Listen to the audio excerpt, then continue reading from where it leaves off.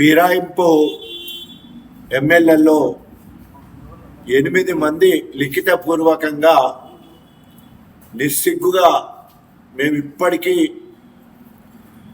BRS పార్టీలో ఉన్నాం, అభివృద్ధి కోసమే సీఎం కలిసినామని లిఖితపూర్వకంగా స్పీకర్ గారికి వారి వివరణ ఇవ్వడం జరిగింది.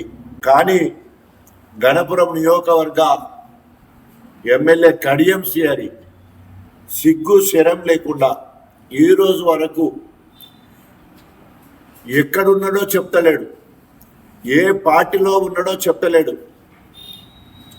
రే కడియం, నీకు రేషం ఉంటే, చీము నెత్తురుంటే, ఒక అయ్యకు అబ్బకు పుడితే, వరంగల్ పౌరుషము నీకుంటే, నీవు మగాడివైతే వెంటనే రాజీనామా చేయి. ఇప్పటికే అప్రూవల్గా మారినవు. నేను సంవత్సరం కిందనే కాంగ్రెస్ పోయిందని పేపర్లలో మీడియాలో మాట్లాడడం కాదు, నీ కార్యకర్తలు కూడా నిన్ను అసహించుకుంటున్నారు. కాంగ్రెస్ కార్యకర్తలు రాజీనామా చేయమని చెప్పేసి అన్నా కూడా ఈరోజు నువ్వు సిగ్గు శరం లేకుండా సొంత పార్టీలు రాజీనామా చేయమన్నా కూడా నిమ్మకు నీరెత్తినట్టుంటున్నావు. హెచ్చులో కొడతావు కదా నేను టాల్ మ్యాన్ అని.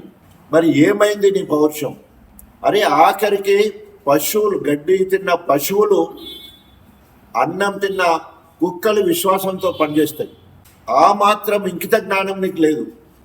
ఒకవేళ కనుక నువ్వు బీఆర్ఎస్ పార్టీలో ఉంటే ఒప్పుకో, ముక్కు నేలకు రాయి, కేసీఆర్ గారిని కలువు, తెలంగాణ భవన్కు రా, యూరియా సమస్యల మీద నువ్వు మాట్లాడు. అదేవిధంగా ఏ బీఆర్ఎస్ పార్టీలో నువ్వు ఎమ్మెల్యే అయినవో దానికి న్యాయం చేసే విధంగా చెంపలేసుకొని ముందుకొస్తే తప్పకుండా నిన్ను బీఆర్ఎస్ అంటాం. కానీ తెల్లారి లేస్తే కేసీఆర్ని తిడతావు, కేటీఆర్ గారిని తిడతావు, హరీష్ రావు గారిని తిడతావు, బీఆర్ఎస్ ప్రభుత్వాన్ని తిడతావు. మళ్ళీ ఇంకా ఏ ముఖం పెట్టుకొని ఈరోజు గణపూర్ నియోజకవర్గంలో తిరుగుతున్నావు? అరే నా నోటికాడి బుక్కను లాక్కున్నావు కదా, కాంగ్రెస్ పార్టీ ఇందిరా కంచాన్ని గుంజుకున్నావు కదా నువ్వు, నీకు పుట్టగతులు ఉండవు. ఒకవేళ కనుక నువ్వు తీసుకున్న నిర్ణయం కరెక్ట్ అయితే వెంటనే రాజీనామా చేయి. నువ్వు నీ బిడ్డ కోసం కాంగ్రెస్ పార్టీలోకి పోయినావు, నీ బిడ్డ భవిష్యత్తు కోసం పోయినావు, 200 కోట్లకు అమ్ముడు పోయినావు. జనగాం బీఆర్ఎస్ కార్యాలయంలో 6 నెలల్లో కాంగ్రెస్ పార్టీ కూలిపోద్దని మాట్లాడినోడే బేరం కుదిరిన తర్వాత ఆ ప్రభుత్వాన్ని కూలకుండా కాంగ్రెస్ లోకి పోయి రేవంత్ రెడ్డికి మద్దతు ఇవ్వడం జరిగింది. 64 దగ్గర ఉన్నాడు, 5 ఇటు వస్తే కథమే ప్రభుత్వం కూలిపోతుందని మాట్లాడిండు. ఇటు రాకుండా ఈయన అటువైపు ప్రభుత్వానికి సపోర్ట్ ఇచ్చి ప్రభుత్వాన్ని కాపాడుకున్నాడు. ఇప్పటికైనా నీకు నీ సేవ సచ్చిందా? నువ్వు మొగతనం లేదా? నీకు మొగాడివి కాదా? నువ్వు కొండమురళి అందుకే అన్నాడు నిన్ను ఒక అవినీతి తిమింగలానివి. నువ్వు 25-30 ఏళ్లలో మేము ఎక్కడున్నావు గట్లే ఉన్నాం. మేము మా ఆస్తులు చూడు, ఇవాళ విపరీతంగా ఆస్తులు పెరిగిపోయినాయి నీకు. అంతేకాకుండా ఒక నిర్ణయం తీసుకోకుండా ఎవరైనా మీసాలు గడ్డాలు తీసుకుంటారు కానీ కనుబొమ్మలు తీసుకుంటారు కానీ సిగ్గుగా మరి నీ గురించి మాట్లాడడం జరిగింది. ఇప్పటికైనా నీకు ఏమాత్రం రోషమున్నా పౌరుషమున్నా వెంటనే నీ ఎమ్మెల్యే పదవికి రాజీనామా చేయాలని డిమాండ్ చేస్తా ఉన్నాం. నీకు దాదాపు 65 సంవత్సరాల నుండి ఎస్సీ రిజర్వేషన్ను అప్పనంగా వాడుకుంటున్నావు.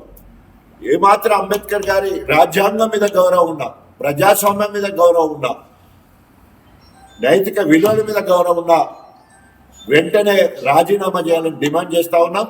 అంతేకాకుండా మరి ఈరోజు BR Gavai supreme court chief justice తీర్పు ప్రకారం స్పీకర్ అదే అంబేద్కర్ గారి వారసుడు ప్రసాద్ కుమార్ గారు అప్రూవల్గా మారి నేను కాంగ్రెస్లో సంవత్సరం కిందనే జాయిన్ అయ్యని చెప్పిన కడియం శ్రేణిని వెంటనే సస్పెండ్ చేయాలని డిమాండ్ చేస్తున్నాం. ఒకవేళ కనుక ప్రసాద్ కుమార్ కనుక కడియం శ్రేణి మీద చర్య తీసుకోకపోతే